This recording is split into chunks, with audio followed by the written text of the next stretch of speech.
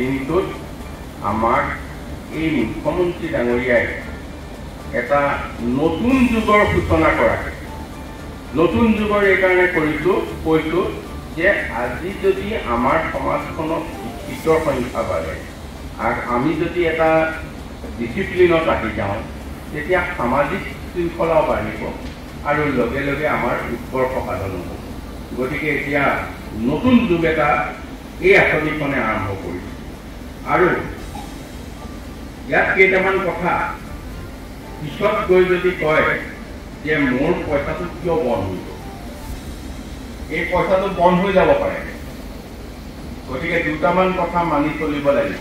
Attendance দিনটোত আমাক এই মুখ্যমন্ত্ৰী ডাঙৰীয়াই এটা নতুন যুগৰ সূচনা কৰাকে নতুন যুগৰ এইকাৰণে কৈছোঁ যে আজি যদি আমাৰ সমাজখনত শিক্ষিতৰ সংখ্যা বাঢ়ে আৰু আমি যদি এটা ডিচিপ্লিনত আহি যাওঁ তেতিয়া সামাজিক শৃংখলাও বাঢ়িব আৰু লগে লগে আমাৰ উৎকৰ্ষ সাধন হ'ব। গতিকে এতিয়া নতুন যুগ এটা এই আঁচনিখনে আৰম্ভ কৰিছে আৰু ইয়াত কেইটামান কথা পিছত গৈ যদি কয় যে মোৰ পইচাটো কিয় বন্ধ হৈ গ'ল, এই পইচাটো বন্ধ হৈ যাব পাৰে। গতিকে দুটামান কথা মানি চলিব লাগিব। এটেণ্ডেঞ্চ